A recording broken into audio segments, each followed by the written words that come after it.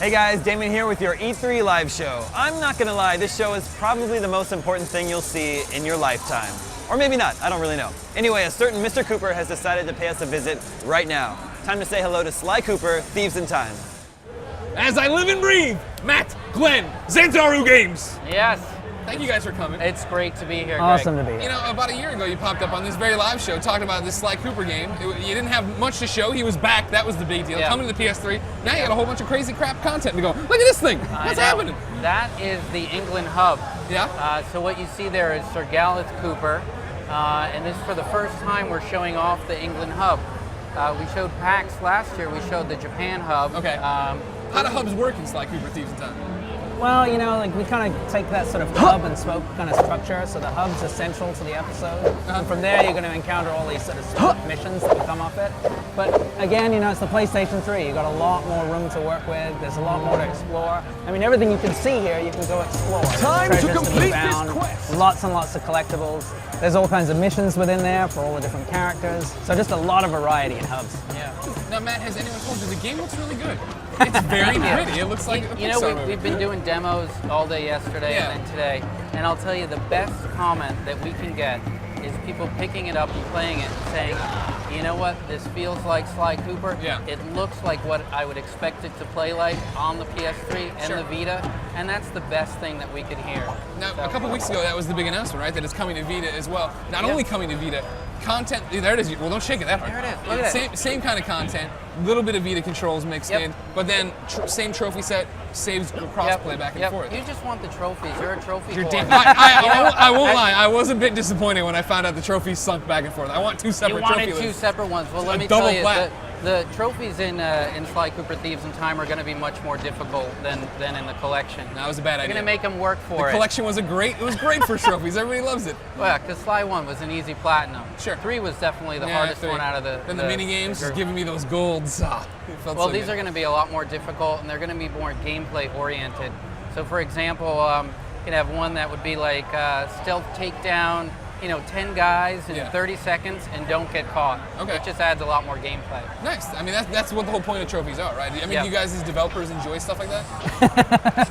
Matt loves being evil. He's like, oh, you can't wait to see this one. And he writes it up. I'm like, oh man. But I think that's the cool thing about the Vita. I mean, maybe, you're at home and you're on the couch and you're playing like through the story mode, but the next day you're at lunch and hey, you want to go and work on that one trophy, Right. I know that if I do this like, umpteen 100 times, I'm going to get there. And so that's where, you can pick up the Vita and sort of, play it differently depending on where you're at. Yeah. So for E3, you're showing off the hub world here in England. Yep. What else you got? What's the other content you got? We have some mini games that we're going to show, Okay. and we're also talking about a bunch of collectibles.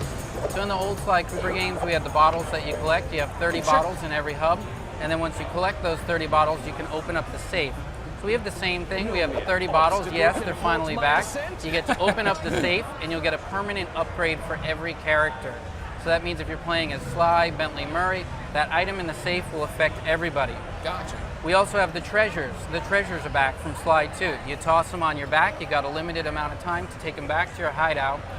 If you get damaged, you lose the treasure. Once you bring the treasures back to your hideout, you can look at them. You can pull them up. I like looking at things. Yeah, it's kind of like a little trophy. Yeah. And there's a little metagame structure there. If you collect all of the treasures, you unlock something else. We're not talking about it today, but it's pretty damn cool. Knowing you guys, it's a teaser for some other game you're working on that you haven't told anybody about. And we had another really cool Maybe. international contest where we actually had, we've gotten thousands of entries actually for people to design their own treasure. And those are actually going to be featured in the game this fall. All right, so now this is a mini game. Yeah, so this is a mini game. We call this game Alter Ego because if Bentley was to create himself in the computer world, of course he'd look like Rambo. The other cool thing here is that we're playing it with 2 people. Now you see the little bits, those little yellow bits. You pick up 5 bits, it levels you up, and your firepower gets increased. Okay. You can go to a maximum of up to level 10. If you get damaged, it downgrades you. So maybe a trophy for getting through without upgrading would be kind of cool. See, and like this is the perfect kind of thing, right? We talk about bringing two different experiences in the same game to two different devices. Yeah. Obviously, when I'm at home on my big screen, I want to see Sly's story and get involved in it. But like you were saying, if I'm at lunch, sure, I just want to play something on the bus. Maybe a quick mini game feel like this is pretty cool. And you totally, you're sharing the same health, so you win together, you die together. And it's got that great kind of... That's why I never play with Glenn. Yeah, it's got that couch battle where you're like, dude! We have another collectible, a third one, which is called a Secret Sly Mask.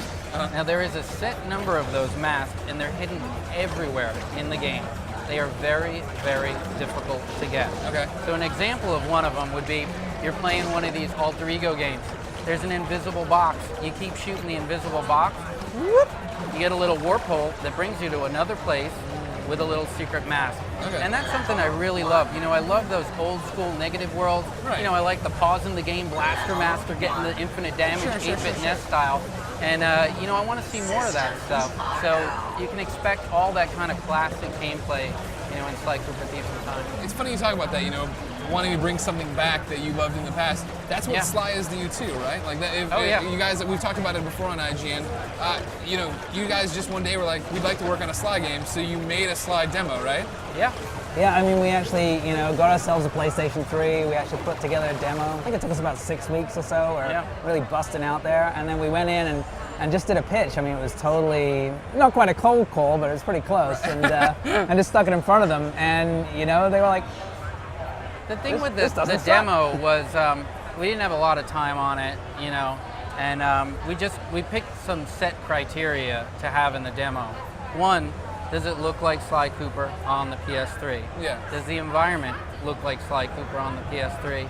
And then we picked a handful of contextuals. We did the spire move, the pole, and is that it? I think just those two. And the rail, and the rail run. And we really, really worked on those and polished them up the best we could. Brought Sony over, Glenn did an amazing little spiel. That's pretty amazing. And then we're like, hey, we got a demo. So. Had they already thought of doing the collection and stuff then, and a Sly 4, or I don't really know. I mean, but I think that it definitely inspired them. Sure. And you get to take credit for all this. Yes, it was all our master plan. I'll tell you a funny story about the demo and just showing the game with Sucker Punch. The last year we showed the game for the first time, the El Huffy boss battle. We had this big room of all this media.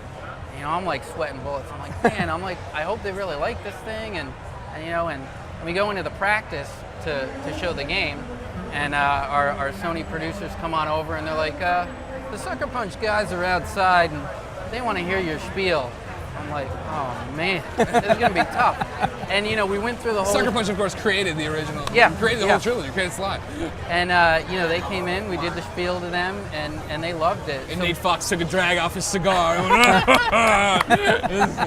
Yeah, the SP guys are great, and they come down and they see the game, and I always tell them, good feedback is bad feedback. Bad feedback is good feedback. Yeah. Because we want to know the bad things. Sure. Does it feel like Slide? Are you getting stuck? Is it that core experience? And those guys are the experts. And they're super great with it.